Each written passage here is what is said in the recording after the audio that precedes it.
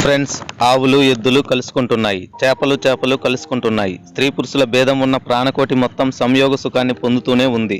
ఇవన్నీ ఏ శాస్త్రంలో చదివి కామసేవ చేస్తున్నాయంటారు? ఈ సృష్టి ఏర్పడినప్పుడే ఆత్మతో పాటు మనసు, కామక్రోధాలు అన్నీ ఏర్పడ్డాయి. కామం కోసం ఒక శాస్త్రం కొత్తగా కావాలా? ఇటువంటి వాటికి సమాధానం వాత్సాయనుడు స్వయంగా చెప్పాడు.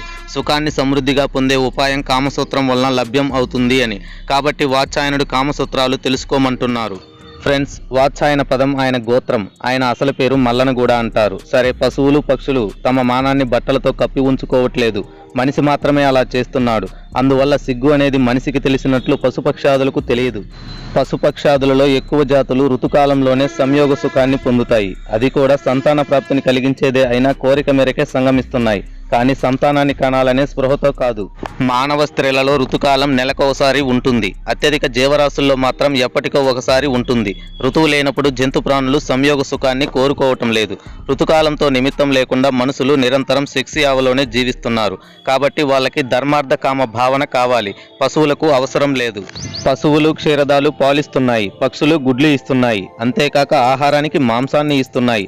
అందుకోసం అవి తమ సంతానాన్ని వృద్ధి చేసుకుంటున్నాయి. కానీ ఇవి ఏవి బుద్ధిపూర్వకంగా ఇవాళ మన అయ్యగారికి 10 లీటర్ల పాలు ఇవ్వాలి అనుకుని మనకు ఇవ్వటం లేదు. రోజుకొక గుడ్డు జాగ్రత్తగా పెట్టి తన యజమానికి అప్పగించాలని ఏ కోడి కోరుకోదు. కాబట్టి ధర్మార్థ కామాలు సాధన అనే ప్రస్తావన పశుపక్షాదులకు ఉండదు, మనుషులకు కావాలి. మనుషులు సిగ్గు తెలుసుకొని తమ మానాల్ని గుడ్డలతోనో ఆకులతోనో జంతు చర్మాలతోనో కప్పుకోవడం మొదలుపెట్టిన రోజున ధర్మకామాలు మానవ జీవితంలో మొదలయ్యాయి. అవి అవసరం, వాటికి శాస్త్రాలు కూడా అవసరమే.